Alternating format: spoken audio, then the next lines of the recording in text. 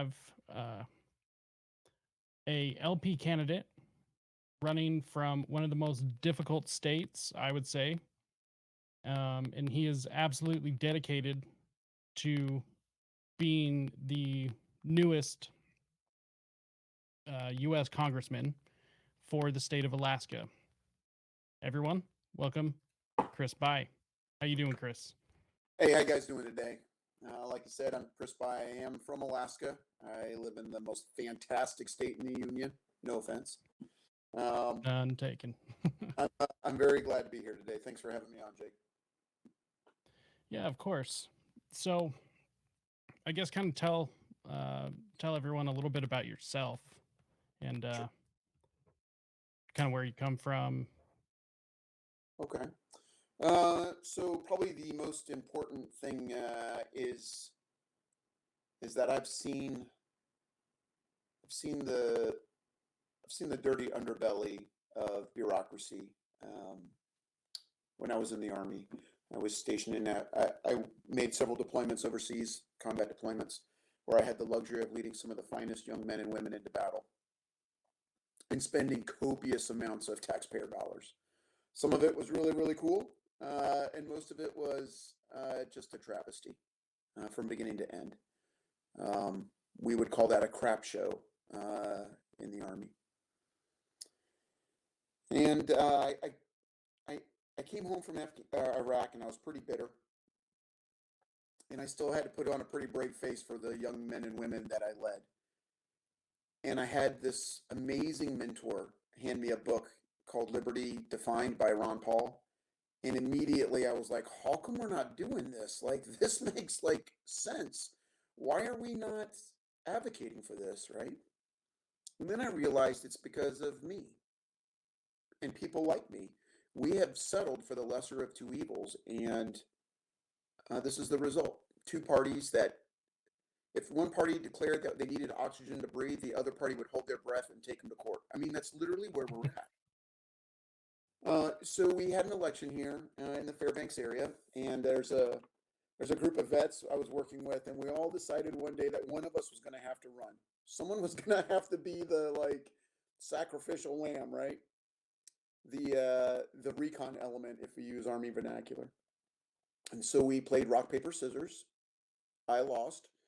I immediately quit my job on Fort Wainwright as a bureaucrat, and here I am talking to you today. Like literally, that's how it went down. And it's been sobering. It's been exciting. It's been pretty amazing. You would be surprised for your audience who's listening.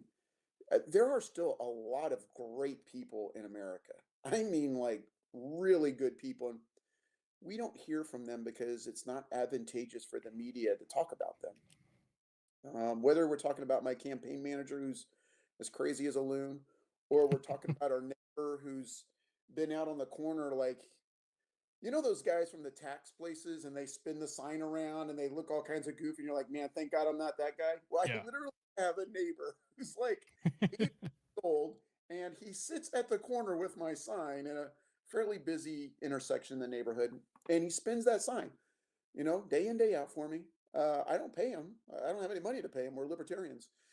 And it's just eye opening. And, you know, if there's one thing I want your audience to know is that first, I'm just a normal dude. Like, I literally, I am a fishing guide. Like, I was just tying this before we got on. I, you know, I'm a vet. I'm an Alaskan. So I've got some unique ideas about some things. But deep down inside, I'm just a normal dude, like most of the people that listen to this program. And so if we don't start standing up and demanding better representation, we're always going to be the tail end Charlie of this.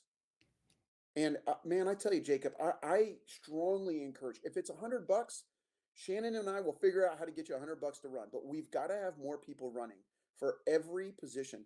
And you know, I went straight for the DC. Am I a politician? Hell no. I'm a fishing guide. I can't even spell politician. I have to rely on Microsoft to do it for me. But but I'm willing. And you know, if the one thing the Army did teach me is problem solving doesn't always have to end with shooting somebody. though it might be timely and it might be accurate and it might be better feeling for you in the long run. In the short run, you don't have to kill everybody. You can talk to them and listen to them, right? And so that's really what we've advocated our campaign on. If you go to any of our stuff, you'll see I always end it with be brave and stay encouraging, right? Because at the end of the day, no one's going to claim that the buy campaign was not loving, and that's really what we based our campaign on, and it's been rewarding. So yeah, there you go. You got it all in a nutshell. So tell me a little bit about the area you're in, the people, the demographic. Sure. What's the typical type of job? Um, Okay, so let's talk about politics, even though it's not my favorite subject. My favorite subject by far is fishing, and then followed with sex. So we'll just stick with politics for right now. So I would say that right now in Alaska, we have a very unique political atmosphere. We have roughly 30% Republicans, 25% Democrats. The problem is that those are the voters. And then the rest, which is, I don't know, 42%, something like that. The no, sorry, 52%. The rest are independents. And they go everywhere from as far as Bernie Sanders to as far right as I don't know, crazy. I mean, they're the whole gamut. It's actually fascinating and a lot of fun. That, however, is also kind of schizophrenic, right? When you try to find a group of people to march forward in the same direction, but all of them think that leaning left or leaning right is the only direction that's available to them. It's a bit challenging. And so this is kind of how it breaks down in Alaska. A little geography lesson first, right? So Alaska starts in Brownsville, Texas, right? And it goes all the way north to Minot, North Dakota. So that's north to south. And then if you put the edge on the Mississippi River, it goes from Mississippi River all the way out to Los Angeles. So that's Alaska, right? However, it only has 720,000 people living in it. And of that, roughly 450,000 are actually voters. We kind of break down north south as well. So in the south, we call that Southeast Alaska. They are really heavily dependent on a state federal funded maritime highway, basically a series of ferries. Then you hit the road system. That includes Anchorage, the largest city, Wasilla and Palmer, which are fairly large. And then I live way up north, just past the last known four-way stoplight in a place called Fairbanks, which has roughly about 100,000 people. And then that's it for the road system. And it about 60% of the population lives on the road system. And then there's everything outside the road system in Southeast Alaska. We would call that the bush. And everything there either gets boated in or they use an ice road in the winter, which is a lot of fun and pretty cool, or it gets flown in by airplane. And it's extremely expensive to live out there. And they are heavily subsidized, not just from the not just from the state with fuel incentives, but also with a lot of federal money that goes into there. They choose to live out there though, right? So, that's your decision, but along with that decision comes all the consequences, and that's kind of how we roll. Now, as far as how that all kind of breaks out, it's ugly.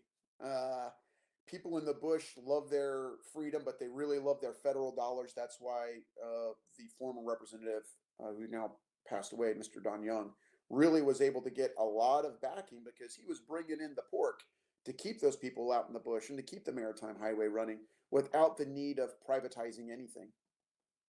Obviously, we look at things a little differently, right? We know that you can't keep kicking that debt can down the road because sooner or later, one of our little ones is going to have to pick up that, and they're going to be enslaved by that debt simply because of the way we choose to live today. We just got to do better on that. Now, conversely, if you go down to Anchorage and Juneau, they are heavily Democrat. That is, they're capital D there, right? Pretty much all capital letters actually when you spell it Democrat. And that's a really hard place for me to run. And I was really trying to get about 40% of them to vote for me. Again, because I don't care who you sleep with at night, and I don't care who you wake up with in the morning. It's none of my business, and it's none of the government's business. Go get them, Tiger. I just don't care. And the federal government should care even less. You know what I care about is making sure that you have opportunity, right? Making sure you have the freedom to make those decisions on your own. And while that resonates well with Democrats, what doesn't resonate well is me telling them no, someone in Philadelphia or someone in Denver or someone in San Antonio, Texas shouldn't pay taxes so that you can have child care paid for by the federal government. That doesn't work too well for the Democrats. So I really have to, I got to find those items just like Larry Sharp, right? I got to find those items that we can all agree on and then exploit them for the biggest bang for the buck. And what I have found thus far is really the idea that normal people can make better decisions than politicians. And if we're really tired of DC decisions, then we need to get rid of these career politicians. And so I'd like to say I made that up, but I didn't. I actually had some of my people that I spoke to told me that. They once came up to me like, Chris, I think you can make a better decision than a politician. And I was like, that almost rhymed. Let's use that. So we've been using it. And that's really, if you go to my website, right, it's timealaska.com.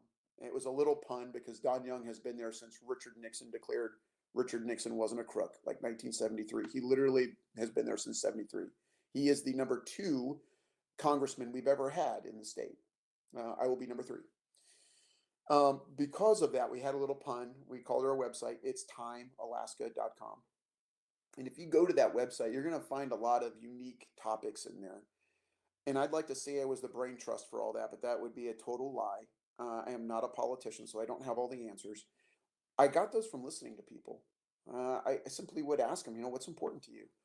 And then those things would start tallying up. And then finally I was like, wow, we got enough to put something on a website. So I had Shannon find me a good web manager. And then we started putting that online. And man, I encourage everybody, I'm just a fishing guide, so I don't have all the answers. What I prefer is you go to my website, and if you like what you see, send me a note. And if you don't like what you see, don't let me run around with no clothes on. Tell somebody, so I can fix it. And so that's literally how we built our website. And it's the feedback's been pretty good. There's always those, contrarians, right? Those guys are like, I could do better. But yeah, sure you can. If you could, you'd be running. So we started a little challenge. I've got a little brain trust of vets, and they're like, hey, if that guy wants to run, I'll give him the $100 to run. You got good enough ideas there, smart guy? Bring them to the table, because what we currently have isn't working. So bring it up. And we're going to put that on the website. We put it out on Facebook the other day because he didn't give me a real address. In fact, 3 of them haven't given me real addresses. They're all about squawking and poking, but they're not willing to get into bed with me. So if they're not going to do that, then we'll just call them out. Here's $100. You run.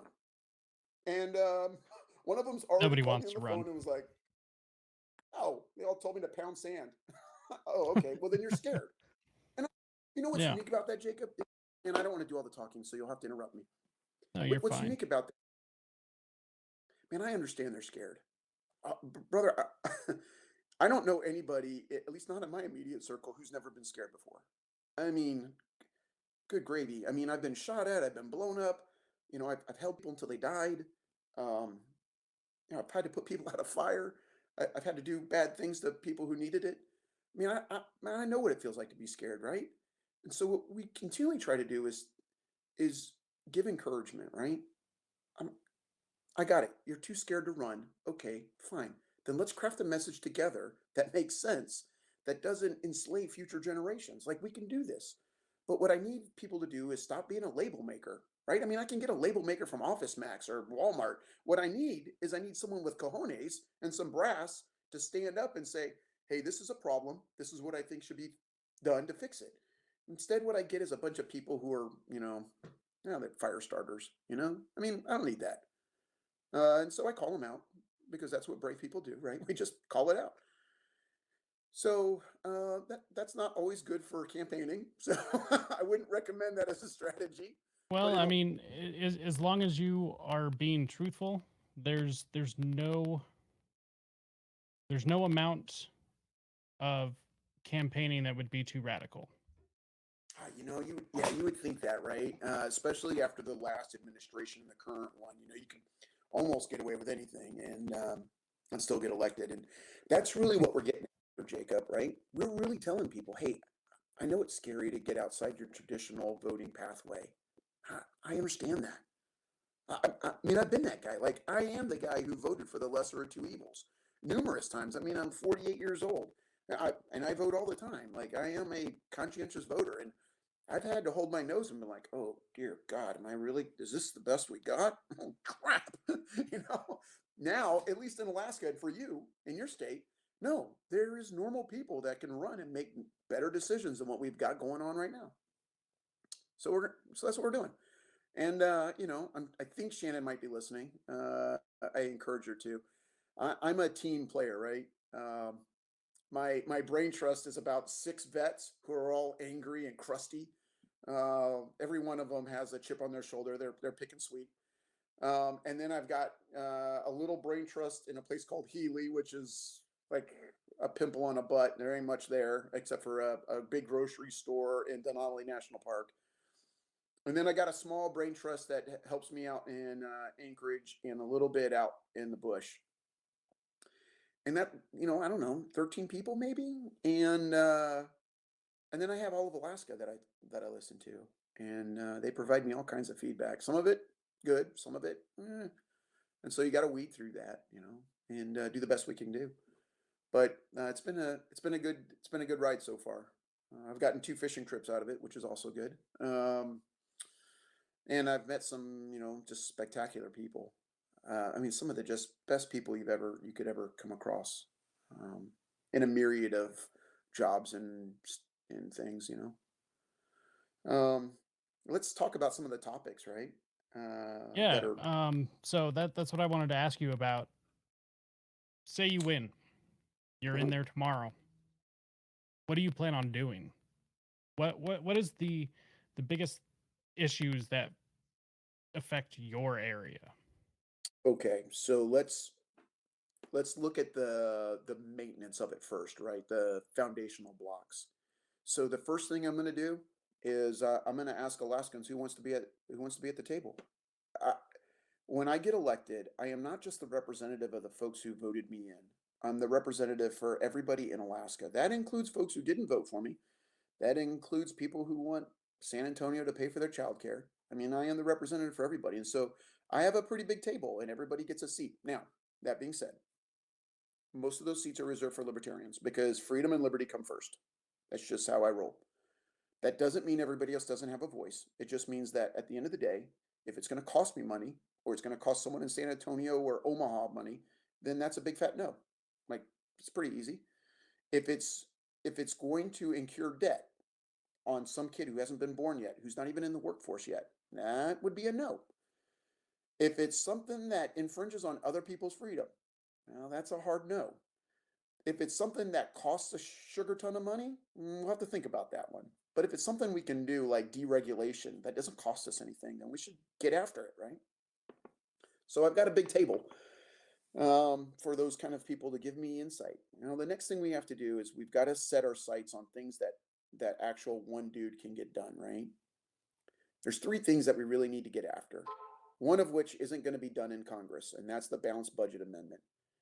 Now, that's a little weird for a libertarian to be saying, I know, but the DC politics and those politicians and those special interests aren't going to allow that to go through simply because we the people want that, right? That's how they fund stuff. That's how they get their special money.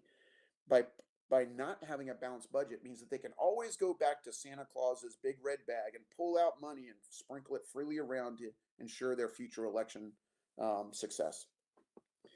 So what's going to have to happen is someone in DC is going to have to be that guy who says, I think maybe we need a states convention to get this fixed, because this just isn't going to get fixed on its own. It's just not. And there's a really good example about that.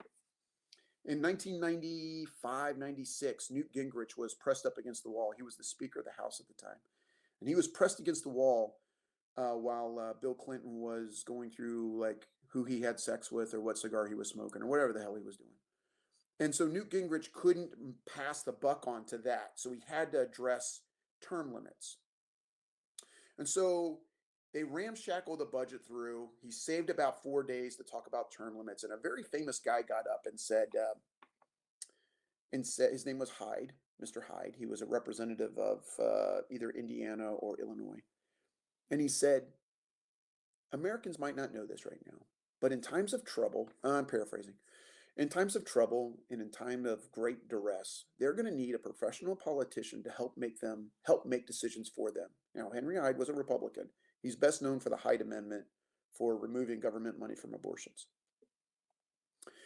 And I looked at that comment, and I remember the face on Newt Gingrich at the time because it was on TV, and I remember him like nodding. He's like, very wise, very wise. Yes, they're going to need a politician, a career politician, to help make decisions. And I would simply say, Jacob, and to your audience, just look at what we have right now, right? We have $30 trillion of debt. If that was $100 bills, it would go out past Pluto, back to the sun, and then back to like Venus or something like that. I mean, that is a lot of $100 bills, right? And then we've got 20 years of war. And if our current administration continues down the pathway it's going right now, we're going to increase from 20 years of war probably to a very final war where we all get cooked like crispy critters. So we've got those professional politicians. Then we've got the Patriot Act, which was 100% a career politician idea. And then we've got all this like weird bureaucracy that's built to protect politicians, but still punish us. And we call that the executive branch, right? The EPAs of the world, the FTC, it's the FEC, which is something I'm learning more and more about, the CDC, the FDA, the National Traffic Safety Board, and more importantly, in our place here in Alaska, the North Pacific Fisheries Management Council. That is a group of industry and government acolytes who get together and make determination on how we fish in Alaska. Oddly enough, Washington and Oregon also have seats on the one area that surrounds Alaska. Water didn't even touch those states, but yet they still have seats at our table. It's mildly frustrating. It's like any council or board you see in the government, right? It's almost always inundated with bureaucrats and insiders, right? I mean, we can look at the COVID medicine board, right, from the FDA. That board comprises of something like 19 people, if I remember my NPR article right. 19 people. Of those 19, 9 of them are active in the industry. 4 of them are former executives from the pharmaceutical industry. 2 of them are bureaucrat scientists, and 1 of them is a bureaucrat. I mean, that like literally that's who made all the decisions on how we were going to get vaccinated and what kind of crap was coming down to inject us with. Not one of those people is a normal human being. Like they're just not. They are bought off and paid for by the industry or by federal government incentives. And our Fisheries Management Council here for Alaskan waters is in a similar state. And we just got to get rid of that, right? So that's one we're going to work on. So we've got the balanced budget amendment, and then we've got this like weird bureaucracy thing. And the way I think we can do that is by auditing them, right? Nobody does anything until you cost them money. And when we start putting, let's pick a bad guy, I don't know. Let's pick that lady Nina, right? The one in charge of or formerly in charge of the Ministry of Disinformation or the Ministry of Truth or whatever. Yeah, that's her name. Whatever that is, right? Like first and foremost, like she was getting paid. Like no one does that job simply because they're not getting paid, right? And if we take those kind of people, when we audit them, where's all your money going? And by the way, it better be done right. Otherwise, I'm throwing you in jail, right? Because you took this job. There's some responsibility with that job. And if you're failing the taxpayers because you don't know where all this money's going, you get fired and you go to jail. There's a lovely couple jails. There's one in Terre Haute, Indiana. There's one at Fort Leavenworth. There's one out in Presidio. That's perfect for you. Oceanside View. We give them a couple 10 years in jail for, fraud, waste, and abuse. And then we move on to the next turkey until we find the right guy or gal who can stand up on their own 2 feet and say no to spending money, right? Or at least have an accurate idea where the money's going. And if we look at the DOD, that's a good example right now. In 2018, they were told they needed to do a audit, and it is now 2022, and they still haven't completed the audit that was due in 2018, and nobody's been fired from that. And they're missing something like, I don't know, $40 billion. I mean, it's a crap ton of money. No one's been fired. No one's been held accountable. And do we really want to trust our blood, our most valued treasure with these idiots? They can't even find a dollar bill or a truck. Why the hell would I give them my kid? Get out of here with that mess.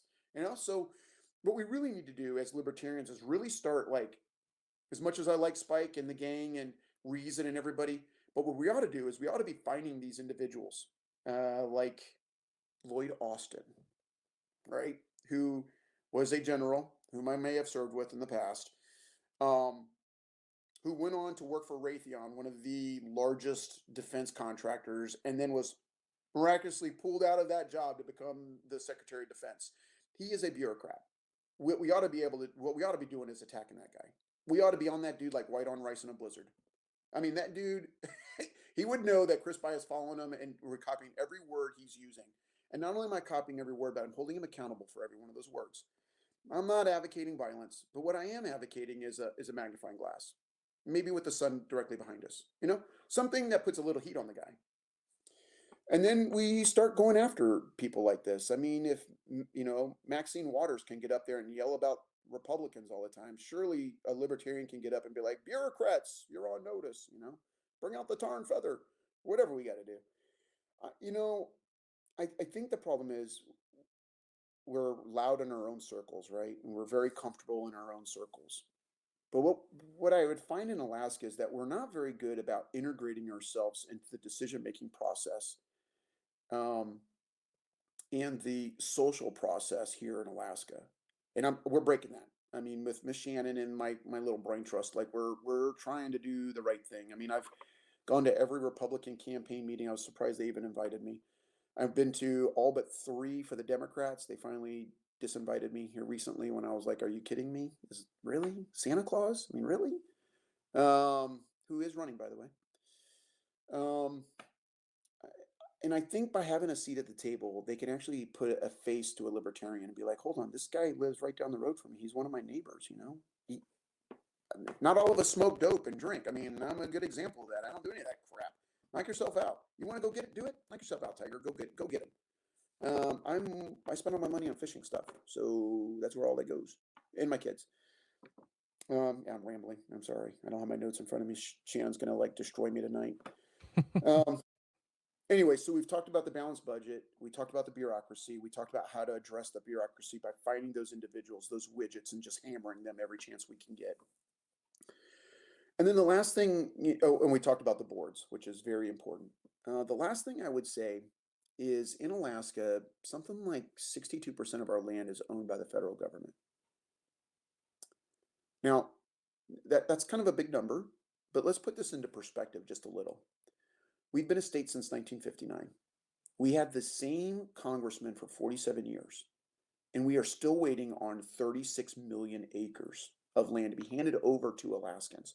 36 million acres. That's the size of New York. That's the size of West Virginia and South Carolina combined. When you look at the infrastructure that New York has, or West Virginia, or South Carolina, and imagine not having those states in the union, right? Just pluck them out. I don't know, give them to somebody else. That's what's happening right now in Alaska, and there is no impetus to expedite this. Like, they're slow rolling it because they know as soon as we've got that land, that's opportunity, and as soon as we've got opportunity, we'll have more people here and we'll have a bigger voice. And then we'll be going after people like 62% of our land being owned by the federal government. I mean, you can't even go outside and pee in the woods and prevent a forest fire without, a parkie or a forest ranger. Parky. So That's funny. yeah, don't get me wrong. We need some of those people, right? I mean, they keep the other half from going crazy and cutting down every tree and everything like that. I mean, we get that.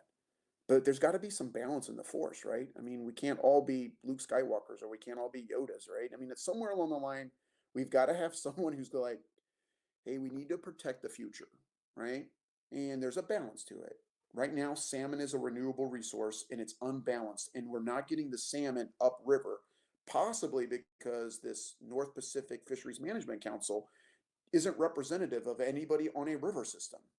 right? Salmon is a statewide issue in Alaska. It's not just a coastal thing, because salmon go all the way up to where I live here in Fairbanks. It's a 2,600-mile swim where they don't eat, and we rely on that because it makes other fish in the ecosystem grow bigger.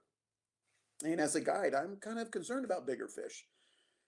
And the same would be true if you're on Galena, where they actually eat the fish, or Eagle, or you name a Yukon River town. And right now, because of the way the management council's set up, they don't have a voice, and that's wrong. Like, that's just wrong. We could do better. So when we really look at that land management and we incorporate the bureaucracy that goes with it, there's a lot of unique things that we can accomplish. And what we do is we just make it sinful not to come along with us. There's a really good example of this. I got a new phone because AT&T said that they needed their 1990s phone back. So I got this. I don't know. Yeah, it's about time. Right. It's some kind of phone. But I was reluctant to get it because I know that cobalt is used in making every lithium electronics, to include electric vehicles down to the laptop and the iPad that I'm talking to you on right now. Yep, which is mined by little child hands. You got it, buddy. So surely honestly, we're Americans, right? Mm-hmm. We can see that as a problem. And libertarians have an answer to that. We've got universities that train people to do this crap, to go and find the metal and dig it out of the ground in a environmentally sustainable way, and we put it into the raw ingredients network that's necessary to build things like this. Or I guess we could rely on killing 6 to 12-year-olds, and I mean, I guess we could do that too, but that's not me, right? I can't sit by and see that go down. In fact, that fires me up like nobody's business. And so that's one of the deals. Like, we not just get that 36 million acres here for Alaska, but we then use that as opportunity for the graduates that we are currently exporting, which is another topic, right? Alaska funds about a third of the university here from its budget. And then oddly enough, it's more than that. It's 48%, 48% of its budget is done from the state. What's unique about that is then students come in, they pay their tuition, and then we export about a third of those folks to some other location around the world. And that's like a self-licking ice cream cone that just melts and just leaves a mess, right? I mean, we can do better than that. So the way we do better is that we provide opportunity for these young people who are graduating, these they're skilled professionals at that moment. We provide them opportunity to show us what they've learned and demonstrate what they've learned. But in order to do that, I really need normal people in DC, because every 2 to 4 years we get this like weird chaotic turmoil in the natural resource development that just shakes Alaska to its core, and it's frustrating. I mean, my neighbor is a good example, right? Dave. Dave works in the oil field, and when the current president took over, Dave was given 60 days of a job, and then he's been out of work now for 18 months. Now, Dave is brilliant, and he saved most of his money anyway, and so he doesn't have to work if he doesn't want to. He just enjoys it. But, there's a good example of Dave who works hard, is really good at what he does, but because of every 2 to 4 years, this turmoil that affects natural resources, Dave's out of a job. And it isn't just Dave, his wife. His wife depends on that money too. Their kids depend on that money. The bills that he has depend on that money. And yet, we've got these people who have good intentions, but have lost sight of the second and third order effects. And it's sad and frustrating all at the same time. And I think that's really what's key to this, right? I don't believe that there are bureaucrats who sit on the sideline and be like, how can we screw the next American? I don't think that's what occurs. But what I think happens is that they see an issue, they think they can solve it with money, and they don't understand the second and third order effects. And a really good example is our Yukon River salmon fishery, which is declining in vast numbers because it's not being controlled by us. It's being controlled by industry, who always has to have a growth cycle that goes up, right? The same would be true in New Orleans. And this is a big leap, so stay with me, right? But basically, every time it rains, New Orleans fills up with water, and they got to do something with it, right? So after Katrina, they put in the world's largest water pumps. I mean, these things are enormous. I think you can pass like the fuselage of a 747 through the thing. Unfortunately, it does an amazing job of taking care of water in New Orleans. The problem is towns like Slidell, Cokery, all the other downriver locations are up to water to their crotch, if not up to their neck, right? Because now all that water got pumped out of New Orleans and now is flooding them. And that is a good example of how well-intended bureaucrats and researchers attempted to solve a problem with the best of intentions and failed, at least somewhere along that system, right? And we see that every day. And I liken this back to the Republicans and Democrats. If you continually just use your blinker when you're driving and you continually make a left-hand turn, right? You're going to come right back. Left-hand turn, left-hand turn, left-hand turn. You're coming right back to $30 trillion of debt, right? We're enslaving future generations. That's what you come back to. Or you come back to 6 and 12-year-olds digging cobalt out for our cell phone. That's what you get to. If you make a right-hand turn after right-hand turn after right-hand turn after right-hand turn, you come back to $30 trillion of debt. It's magic. You know, if it's not $30 trillion debt, it's the Patriot Act. Again, who in the world would think we'd have secret courts?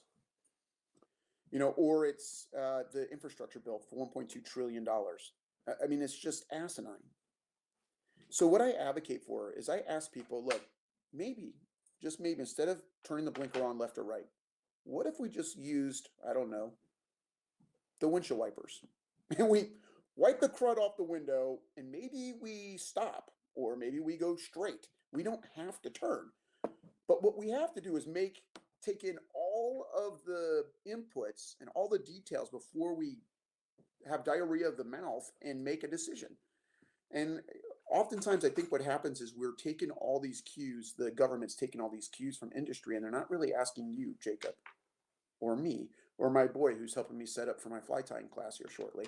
They're not asking us, what do you think? Jacob, what's important to you, right? And if it's important to you, how important is it? And what do you think your solutions are?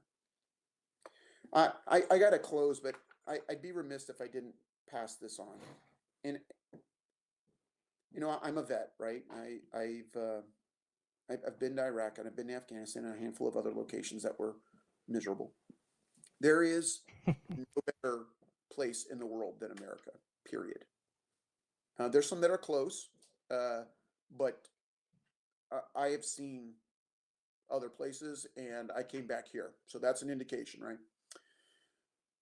I am driving through a little town called Hardington, Nebraska. It's this little farm community up in northeast Nebraska, out near Sioux City, Norfolk, Yankton, South Dakota.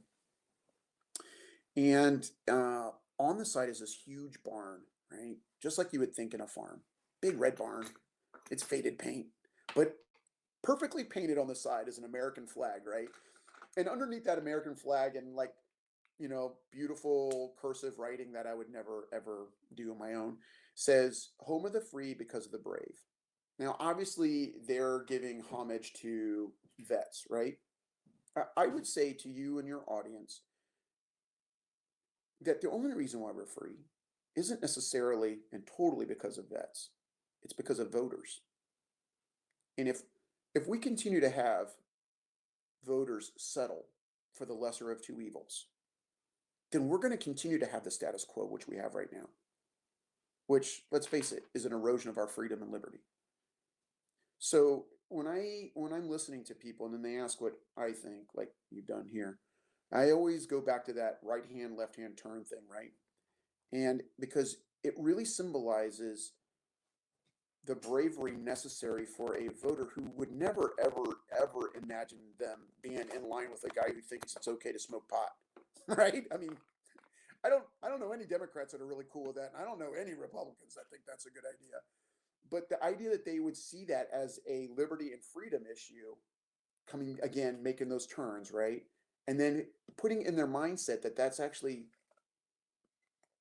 actually a symptom of bravery to be able to vote for somebody to execute their freedoms, even if it's something that you don't agree with. Like, that's liberating. You know, we don't have to shoot ourselves in the foot to prevent another group of folks from doing something they want to do. That's the beauty of libertarianism, right? I, knock yourself out. Go get them, Tiger. It's none of my business. It's none of the government's business. Like literally, that's how I feel about a lot of things. But See, we've got, libertarianism is actually fairly self-serving.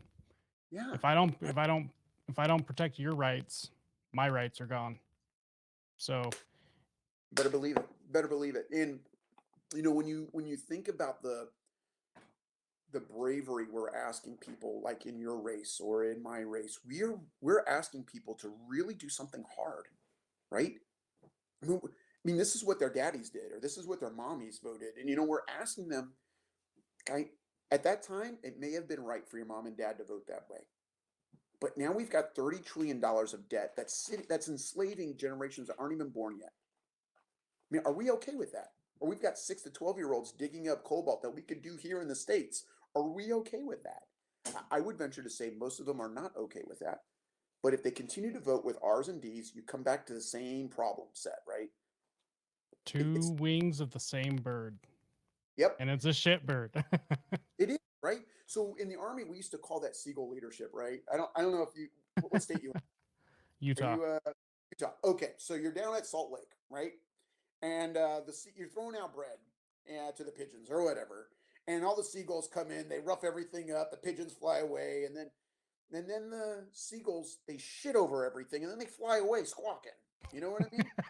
That's a And seagull. up with like seagull poop on you, right? And that's in the Army we called that seagull leadership, and that's not what we're about, right? That's the cool thing about the Libertarian Party. We can see that charity belongs to us, we the people, not the government. And it is up to us to fix these problems. And we can do it. It requires a little bit of money, maybe, and it requires a heck of a lot of time. And it's an emotional investment when you come down here to Fairbanks at -40 and feed a lot of homeless people. Like that wears on a man's soul. I mean, deep down soul. Not like the surface band-aid stuff, but like deep down, because -40 sucks. -40 hungry and homeless is miserable. Damn near deadly. And yet, here we are in a position where we can do that. And it doesn't take the federal government to fix it. When we're all about pushing the decision-making process down to the lowest common denominator, right? And I see that a lot, where we can do this, but it really requires voters to be brave. And I can't emphasize that enough. I know it sounds like I'm beating my own drum here, but Jacob, when you're out, or anybody else listening, right? That bravery thing, coming from a vet, right? I mean, just take my word for it. Having the courage to go up to somebody and be like, please be brave and don't vote for stupid is really hard to do, right? Don't settle for the lesser of two evils. Demand better. Because if we continue to do this lesser of two evils, you end up with the same thing we've got right now, right? It's A the vote for the a vote for the lesser of two evils is still a vote for evil. I mean, at the end Period. of the day, our party might be the only party I know of that actually has working solutions that get us out of this mess. We're the And only anti-war party. yeah, it puts the onus back on us, right? We the people. Now, I know this is a lot of platitudes, but I'm assuming your listeners can go to my website and be like, oh, that's what he's talking about with regard to foreign policy or military crap. But if they really want to know the heart of Chris Pye, like I make love my mantra. Like literally at -40, my family is out there because service is important at the community level, not just at the national level where I go to Iraq and I tell people to vote and they all get purple thumbs and from putting their thumb down and keeping people from getting blown up by idiots. But it actually starts at the community, right? With charity and being encouraging. And I hate to steal a line from Judah and the Lion, but that song about passion, fashion, like that's us. It's not just Led Zeppelin, the immigrant song where I come from the land of the ice and snow where the midnight sun and the harsh winds blow, right? It's actually more like I'm making love my mantra, right? Or Bob Marley, and there's just like we can fix this, but we've got to be brave, and we've got to be encouraging for other people to be brave along with us, right? I mean, in my state, I got 6,000 libertarian voters. They're all going to vote for me because I'm awesome. But but what I really need is I need about 40,000 Republicans and I need about 40,000 Democrats, and then those independents. I need all those independents to vote for me as well. And That's a tall order. I'm asking people to do something really hard, and I acknowledge that up front. Jacob, I got to go. I got a whole bunch of little ones coming to teach them how to tie flies, No and worries. I want to you get go. you back on because I want to get an update about how things go. Sure, So uh, I talk to Shannon quite often. good. So we'll stay in touch. I want to get you back on, get an update of what's going on. And Cool. I got one last quick question for you. The only question that really matters. Does pineapple belong on pizza? No. No, no, You no, it got my doesn't. vote. Herbert, but not pizza. No, no, I'm very much I'm a meat guy.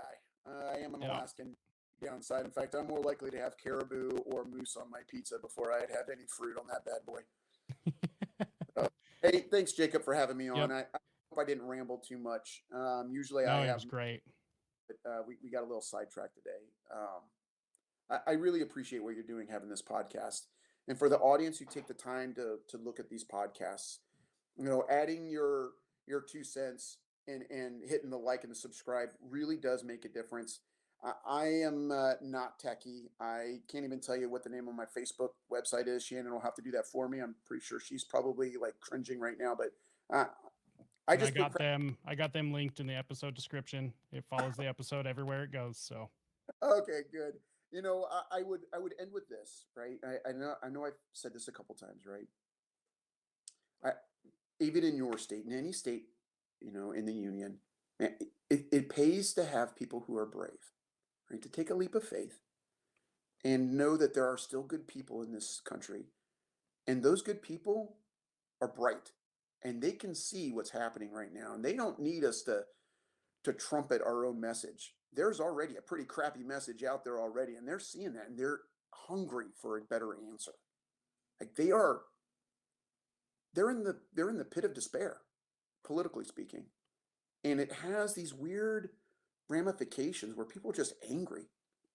If we can pull out a Jack Johnson song and ask where all the good people have gone, or Costasimo Willis with "The World's a Tangle," right? I mean, that guy. If you're looking for a blues dude, like that dude is pretty good. But if we can get these people and we can take their songs and put them into action and be like, there are good people here. We need to look for them. We need to encourage them a little bit. And we need them to be brave and vote normalcy back into governance and not activism. So I applaud what you're doing, Jacob, and I wish you thank the you. best, brother. Yep. You as well. It's tough running third party, but but it's we get worth to keep our souls and we get to keep our ethics and morals. So it's true. worth every second of it. True. Well, partner, So you have a fantastic day. you as well, and we'll get you back on soon. Thanks, Uh, Chris. All right, and with that, it, such a great guy. Honestly, that's why I wanted to get him on, and I wanted to be able to showcase him for himself. It I don't know. It's so important for people to be able to see that libertarians aren't just uh, Republicans that want to smoke weed or Democrats that like guns or whatever. I've heard all of these tropes before, and yeah, it's actually really important to me to be able to showcase that and to showcase what other libertarians have going on across the country.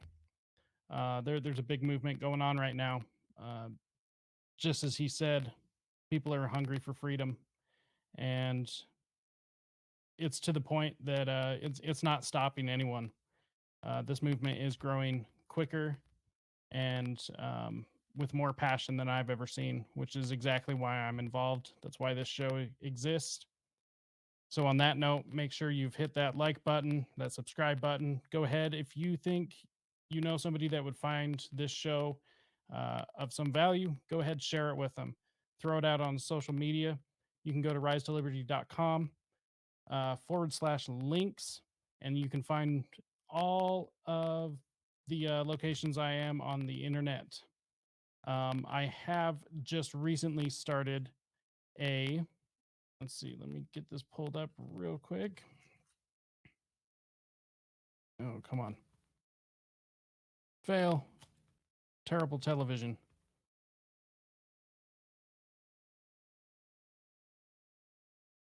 There it is. So I have started a Substack. It's called Liberty Letter. You can also find that by going to risetoliberty.com/links. And yeah, it's a newsletter that will get emailed directly to your inbox every time I write a newsletter, basically. Just released one today regarding the Misinformation Governance Board and its secret rebirth that nobody's really talking about. So go ahead and check that out. And on that note, thank you for making it to this point in the show. Stay peaceful, stay free.